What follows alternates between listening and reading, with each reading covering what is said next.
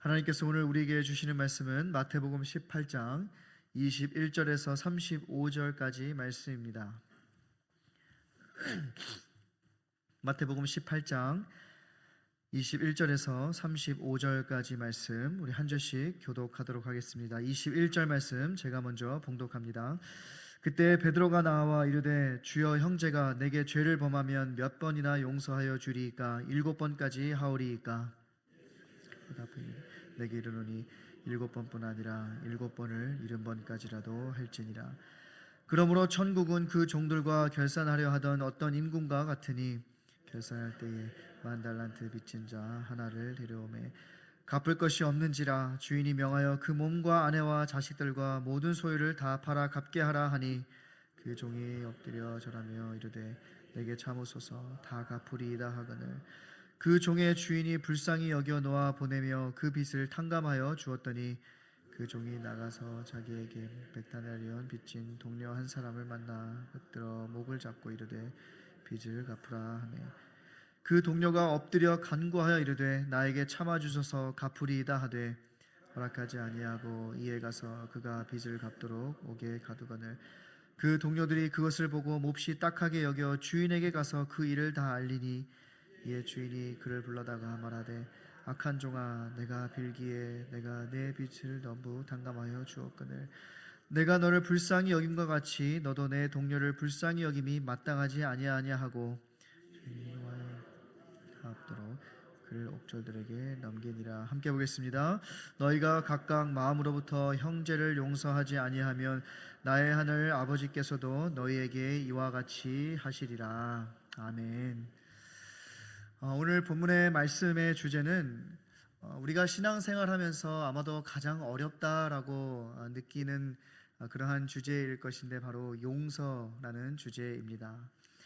이것이 얼마나 어려운 일이었으면 예수님의 수제자인 베드로도 예수님께 이렇게 질문합니다. 21절 말씀에서 베드로가 나와 이르되 주여, 형제가 내게 죄를 범하면 몇 번이나 용서하여 주리이까? 7번까지 하오리이까?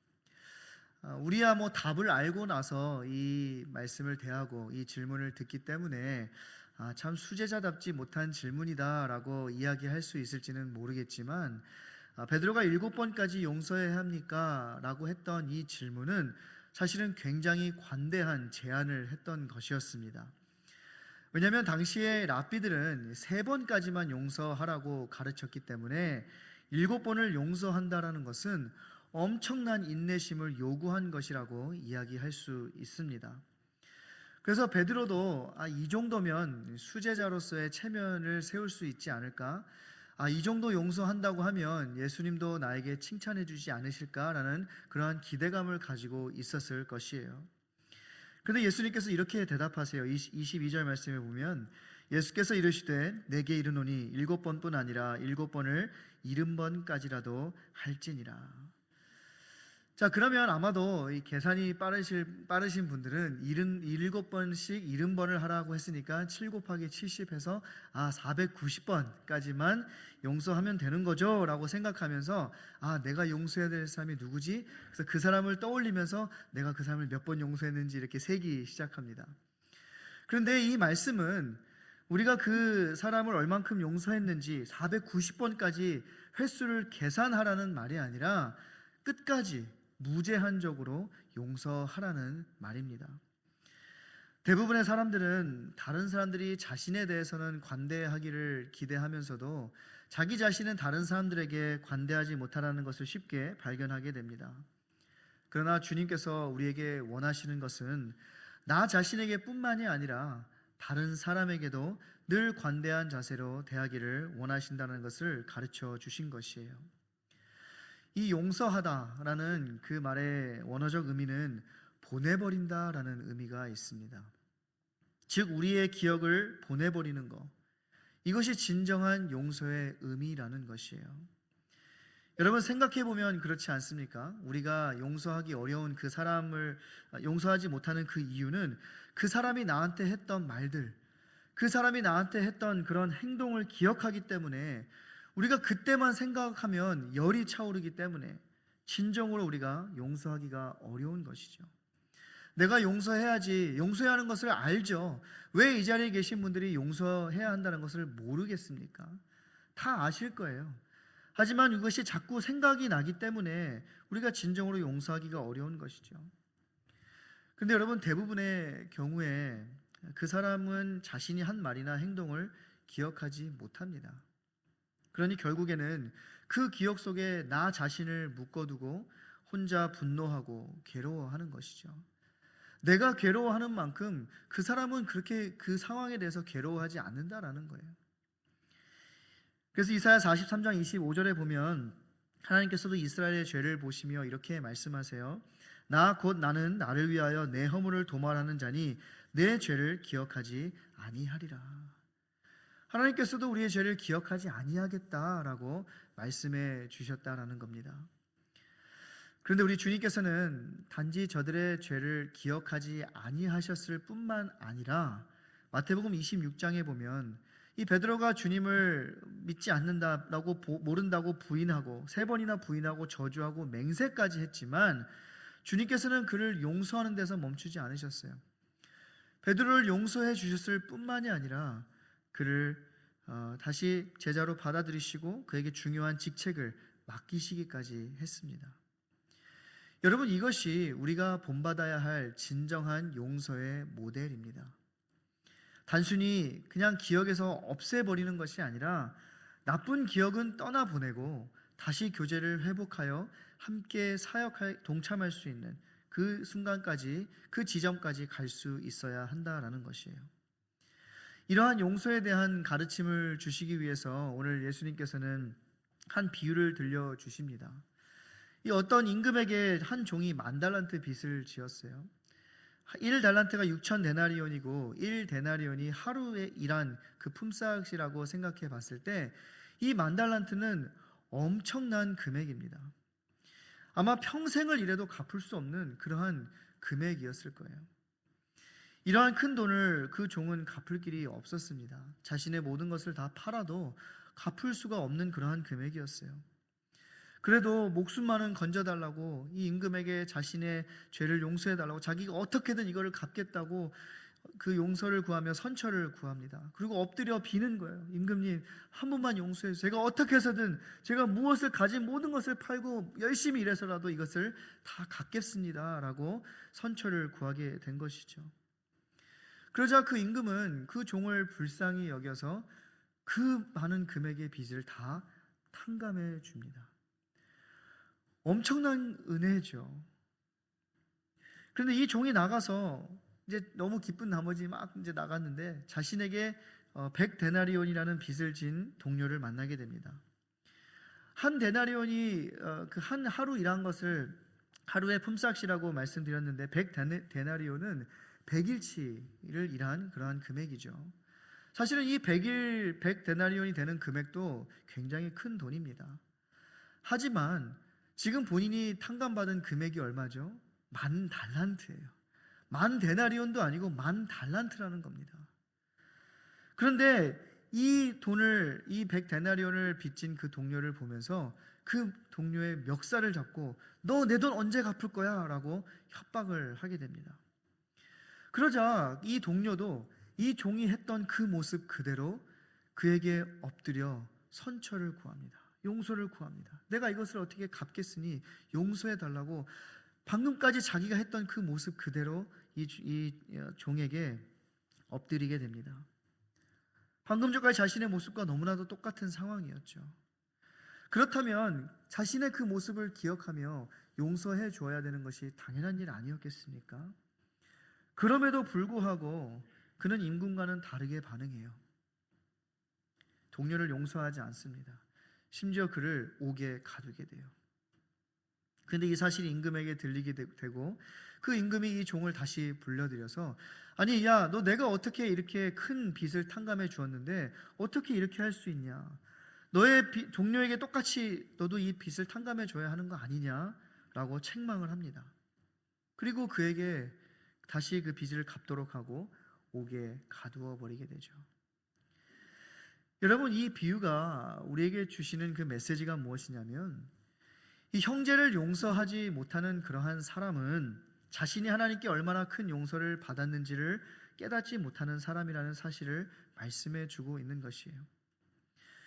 여러분, 어쩌면 우리의 모습이 이 어리석은 종과 같은 모습이 아닌지는 모르겠어요.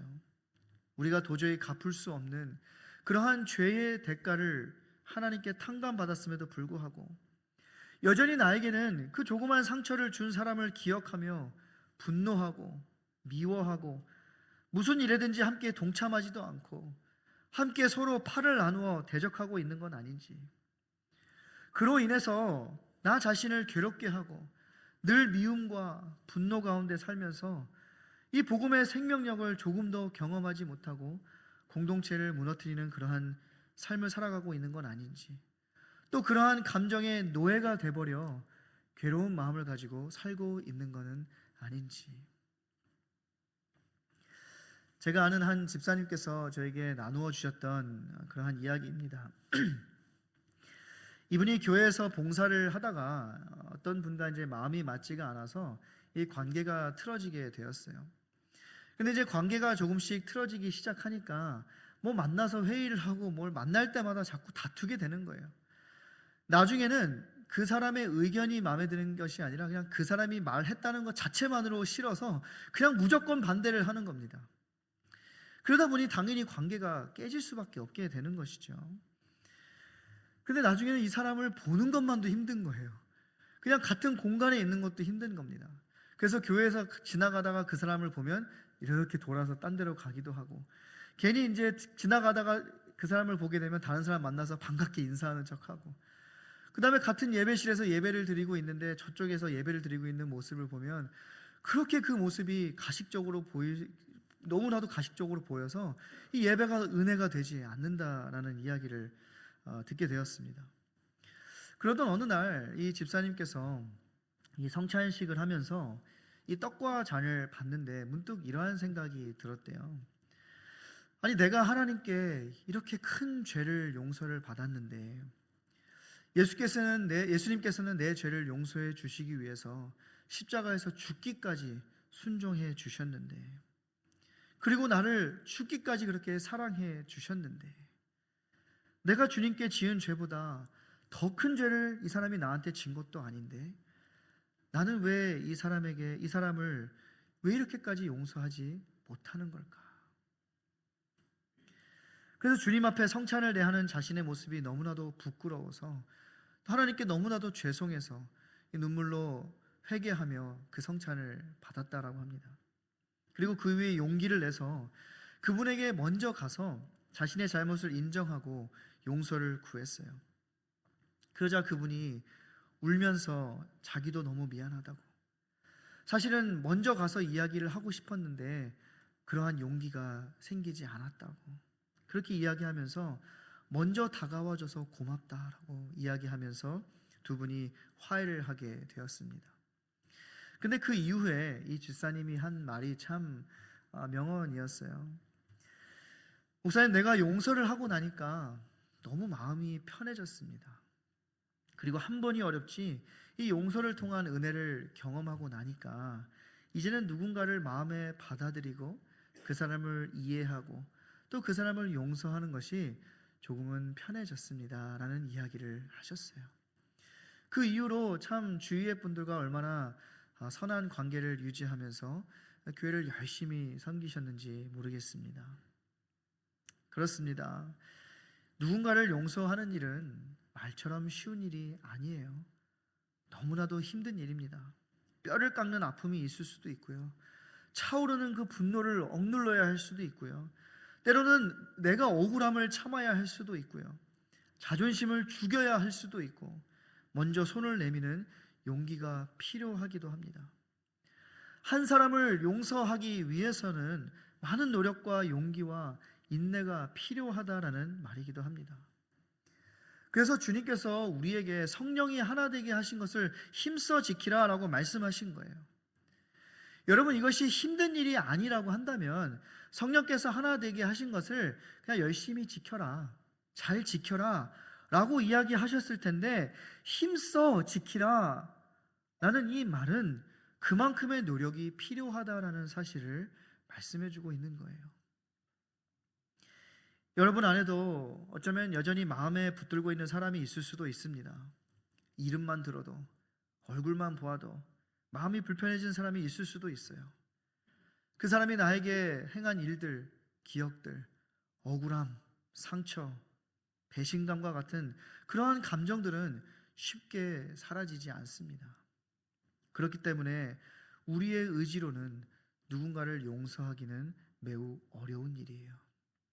그러나 우리가 십자가를 통해 받은 구속의 은혜를 기억한다면, 그 은혜를 우리가 진정으로 믿고 누리고 있다면 용서할 수 있습니다.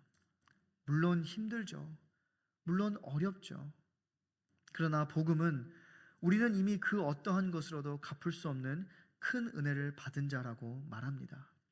그리고 그 큰 은혜를 받은 자라면, 우리가 10,000달란트를 탕감받은 그러한 자들이라면 100데나리온의 상처를 기억해서 보내버려라, 용서해줘라 라고 말씀해주고 있는 것이에요.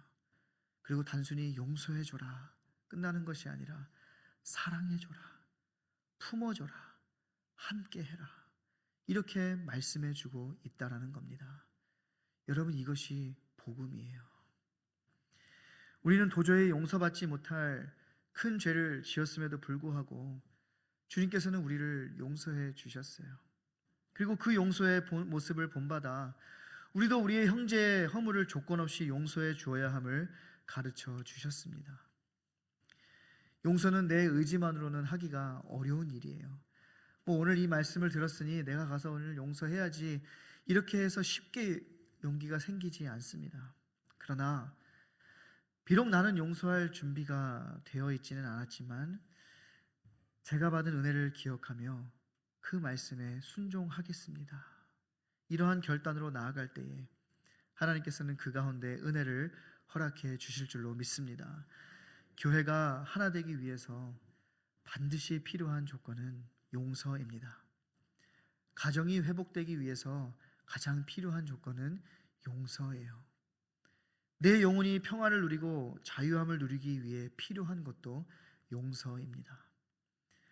그러므로 우리가 주기도문을 외우면서 우리가 우리에게 죄 지은 자를 사하여 준 것 같이 우리 죄를 사하여 주옵시고 라고 외우기만 할 것이 아니라 우리의 죄를 사하여 주신 주님을 기억하며 우리 또한 우리에게 죄 지은 자를 사하여 줄 수 있는 그러한 믿음의 결단이 있어지기를 바랍니다.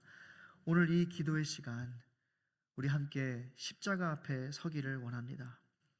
나의 죄를 용서해 주시기 위해 십자가에서 흘리신 주님의 피를 기억하며, 주님, 내가 10,000달란트를 탕감받은 자답게 살게 하여 주시옵소서.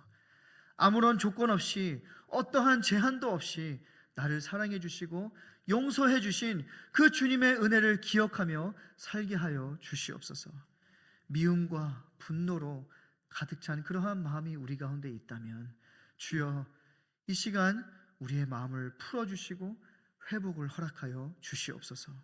틀어진 관계가 있다면 다시 하나 되게 하셔서 우리에게 맡겨주신 사명을 함께 힘있게 감당하는 우리 교회가 되게 하여 주시옵소서. 이렇게 기도하며 나아갈 때에 하나님께서는 우리 가운데 회복의 은혜를 허락해 주실 줄로 믿습니다. 이 기도가 응답받는, 마음의 문제가 해결되는 그러한 복된 기도의 시간이 될 수 있기를 주님의 이름으로 간절히 축원합니다. 기도하겠습니다. 하나님, 감사합니다. 오늘 말씀을 통해서 이 용서에 대해서 듣게 해주시니 감사합니다.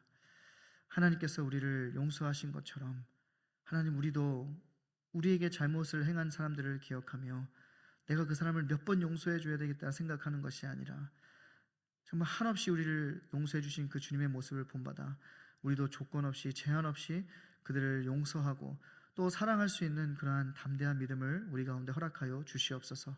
하나님, 우리의 마음이 참 힘들고 참 그러한 순간에 어려웠던 그 기억이 우리 가운데 있습니다. 그것이 우리의 믿음을 누르기도 하고 우리가 먼저 가서 손을 내밀고 싶지만 그러한 모습들을 막기도 합니다. 하나님, 이 시간 기도의 자리로 나아갈 때에 그 마음을 성령의 불로 태워주시고 그 마음을 녹여주시고 그 단단해진 마음들을 하나님 풀어주시옵소서.